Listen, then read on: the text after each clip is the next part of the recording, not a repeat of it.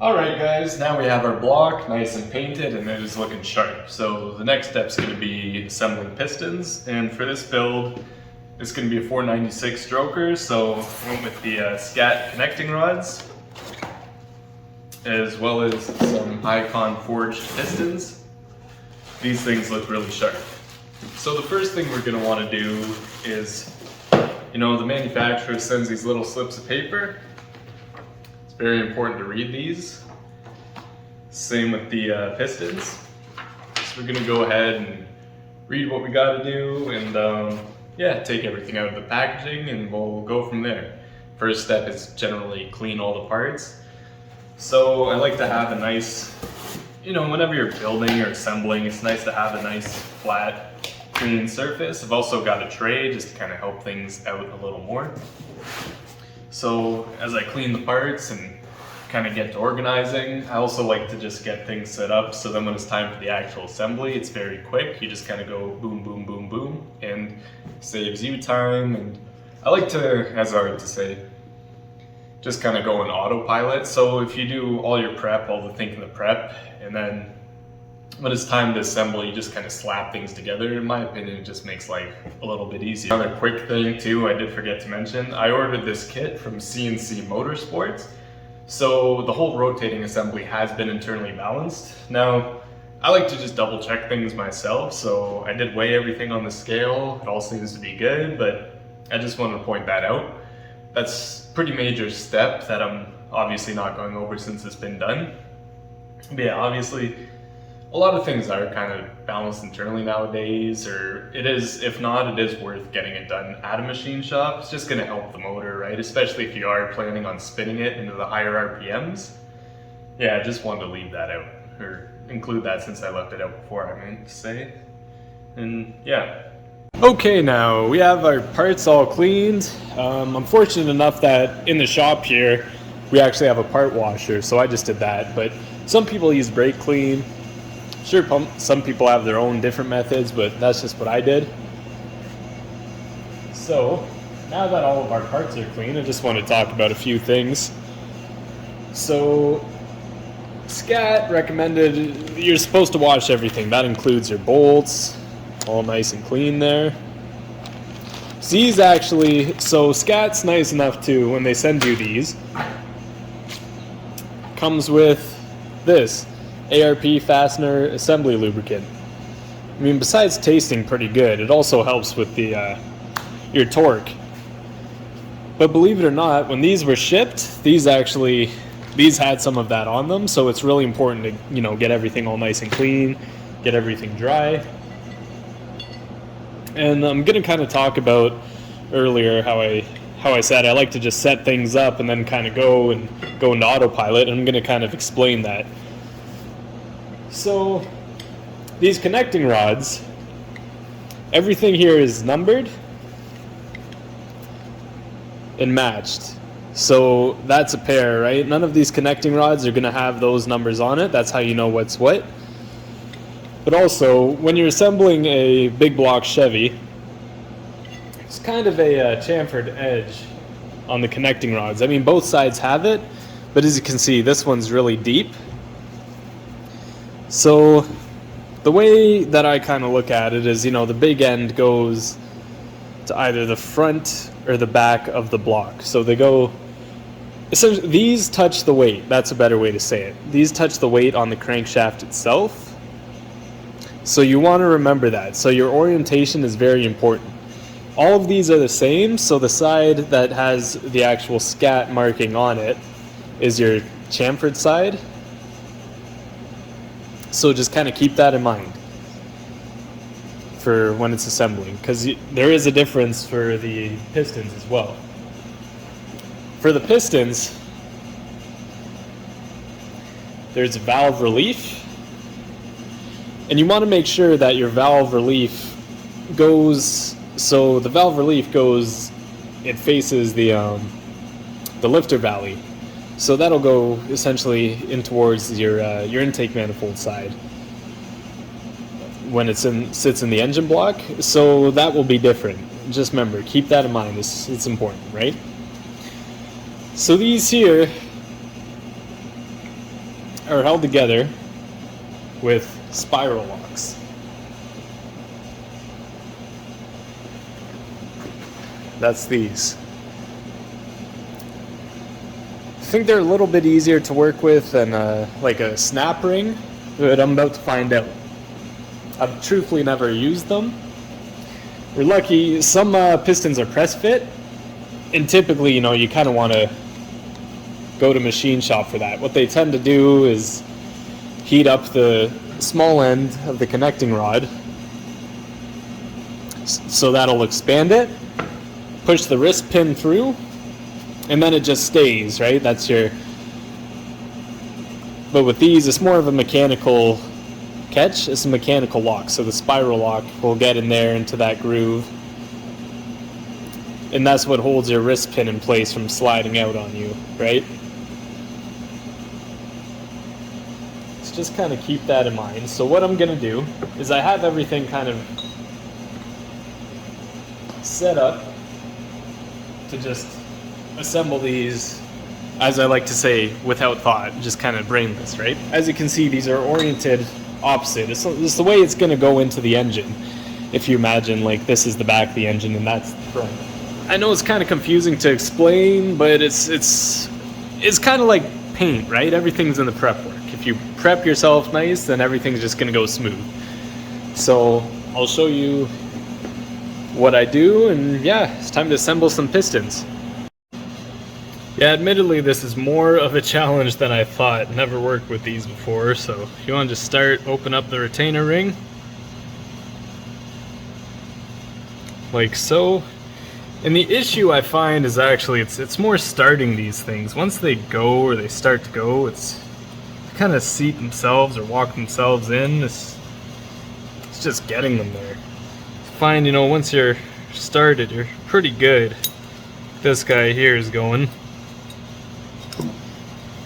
Tend to kind of get stuck around here.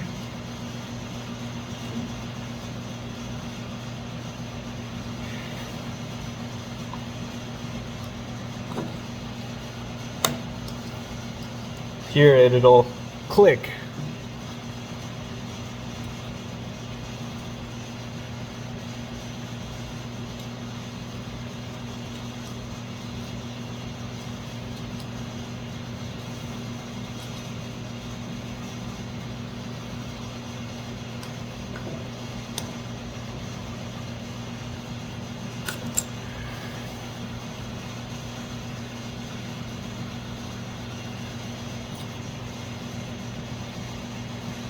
Here we go, this seems to be going.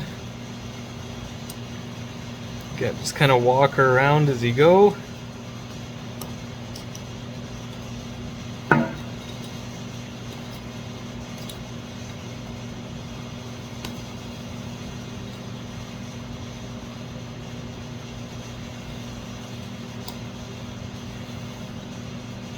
Last little bit here wants to be stubborn apparently.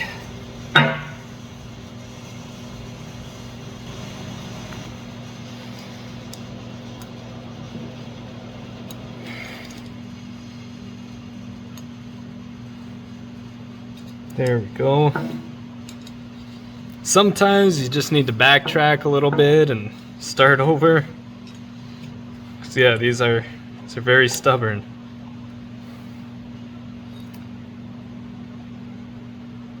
That's it in. What I like to do too is just kind of take the screwdriver, go around just to make sure. So now I just want to kind of show you, I'm going to assemble one and then just proceed with the other. So I take the piston, remember the spiral lock's this side, left would be closest to me, flip it. I'll apply just a little bit of light oil to the wrist pin. Just give her a good coating. It just kind of helps with first startup and also assembling it here, right? It's just going to go in a lot nicer than without lube.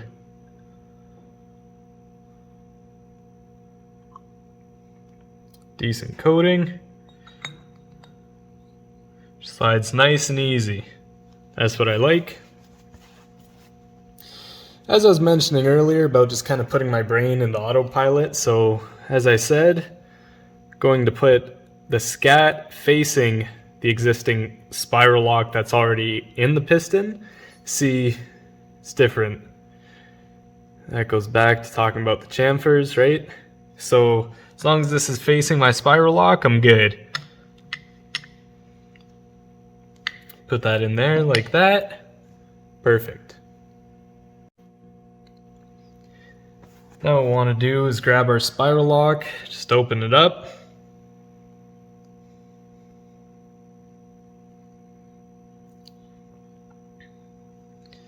Get her started.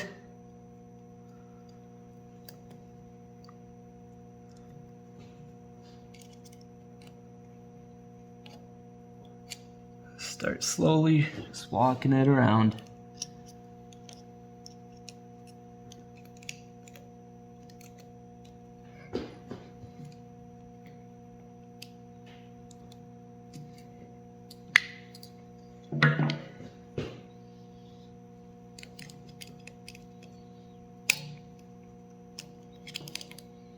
You know, a lot of videos they say to push down, keep downward pressure, but I've actually found it kind of likes to seat better if you press up. What you do have to watch for though, if you press up, is making sure that the tab, once it goes down, doesn't get caught underneath. You want it to sit over top and overlap, not sit underneath it.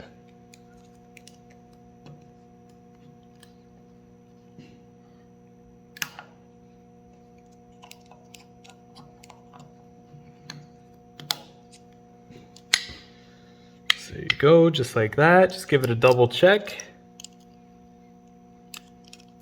And also, just like before, just press around. There you go. Piston moves nice and easy. Connecting rod moves nice. Say that's good to go. 1 down, 7 more. Alright guys, so now we have our pistons assembled, they're looking good, so we're going to go ahead and we are going to put the piston rings in. So the kit from CNC Motorsports came with these Total Seal high performance piston rings. I did some reading online, they seem like they're good, they're not the gapless. I believe these are filed to fit, so what I'm going to do is we're going to install the bottom, the oil rings first, and again, you know, just read the instructions that the box comes with. They're going to give you, I mean, each setup, what everyone's building, everyone's got different builds, different reasons for their build, so they're going to give you your end gap spec, which you're going to have to then calculate, especially if it is filed to fit. But even still, regardless, you're going to want to check and make sure that you're within spec for your own needs. There's nothing for the oil control rings, so I'm just going to go ahead and install them. A lot of people will argue about the gap orientation, and you know, personally I'd argue this might be the only time that it actually matters. Honestly, and a lot of people are going to disagree, or you know, it's kind of an age-old argument, but once the engine's running, the piston rings, they move around within the cylinder anyway, so it doesn't really matter. But as I find, or as you probably know, if this isn't your first build or you've built an engine before, the oil rings are a 3-piece, and usually they do kind of move together. So that's where I'd argue where the gap ends does matter, just this. So I am going to go with the paper for that.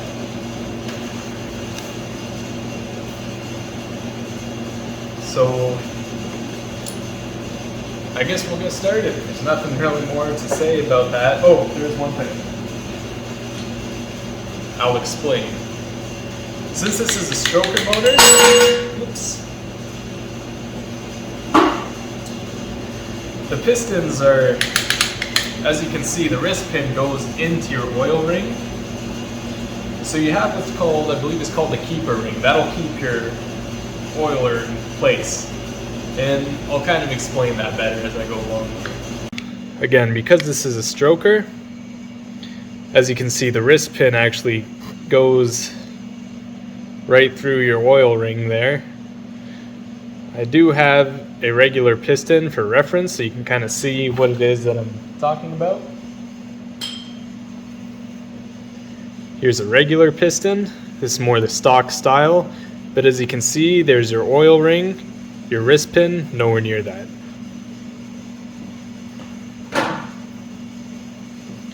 So due to that, these pistons come with something that is called an oil support rail. And they've got these little dimples in them. That's it there. And you want the raised side. It's hard to see or pick up on the camera here, but that dimple, one side's up. You actually want the raised side pointed down. So we'll get started with this.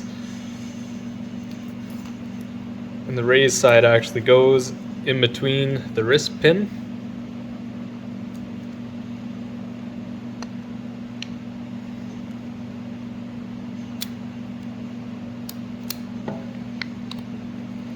Because your other rings go on top,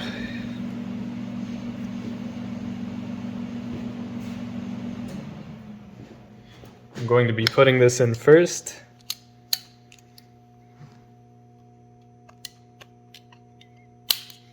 So there we go. Here's our oil support ring. Raise side down. See, there's the dimple. And what that'll do, that'll just keep it so when it hits the side, you know, it's not gonna move around. It can't go up any further. And it's also gonna allow the other rings to sit flat on there. So now again, gonna go by the manufacturer's instructions for the oil ring. Sorry, there we go. As far as the gaps go, and again, I think this is really the only time that it's gonna matter. Now that we have our oil support rail, we're gonna go ahead and actually put the oil rings on. And again, I like autopilot when I'm building. It's kind of relaxing in a way. So what I do is all my pistons are oriented the way they're going to go into the engine. In front of me, I've got the instructions for how these rings actually go on. So I just pick it up and go. I'm looking at the orientation here. Now, I like to start with the actual oil ring.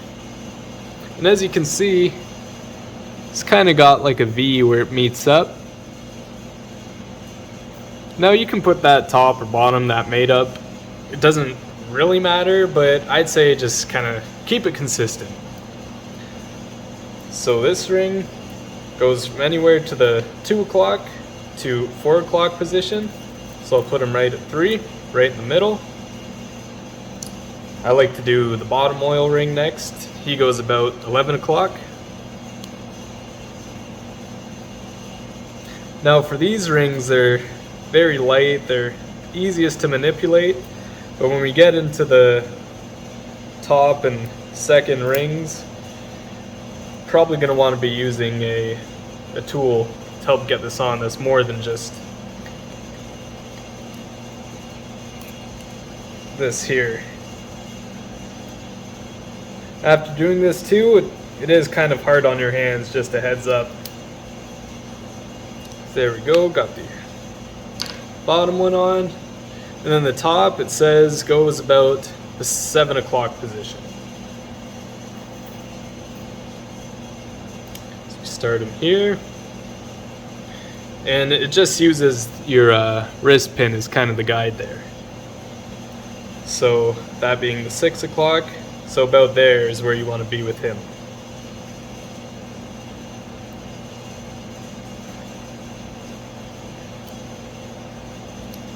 Support rail does make things a little bit tight in here, but it's not too bad. Just like that, we have our oil rings on. So we're gonna go ahead and do that for the other 7 pistons now. And then after that, it's time for some math. So based on the manufacturer's instructions for my application, this is the size that we're going for. So it gives you the calculation, and you put that in. So we're looking for a 0.017 end gap for both the top and second ring. And you want to measure that 1 inch down the bore, apparently. So I'm going to show you how to do that. So in order to measure this properly, what you're going to want is a feeler gauge. And I already have that number picked out, as well as a flat top piston. And the reason you want a flat top piston is just to make sure that that ring is flush in the cylinder. And for our 1 inch reference, looks like it goes right down to about the oil ring there. So we'll push it just to that point and we'll see what we come up with. So here we are. Look at that engine, man, that looks good. So what we're going to want to do, we start off with our ring. I'm going to show you also how to put this in properly to avoid scratching the cylinder walls as well as take it out. So you want to start sideways with it, kind of pinch it a bit so it fits in. You want to pinch it so there's no friction on the walls. You just turn that lightly. Then we use our piston here. Remember, we go the 1 inch. So 1 inch flush, just past that oil ring. We make sure we're good at the bottom there as well. And that looks to be about it all the way around. So as you can see, right there is our end gap. And yeah, that's what we're going to measure. Use our feeler gauge. Remember, 0.017 is what we're aiming for. That right there is very nice. You'll feel just a little bit of a catch, and that's how you know it's the right size. That's the size we're on there, and yeah, it's catching. So that's perfect. That's right on the money. That's right where we want to be. So what we want to do is we'll continue with our rings.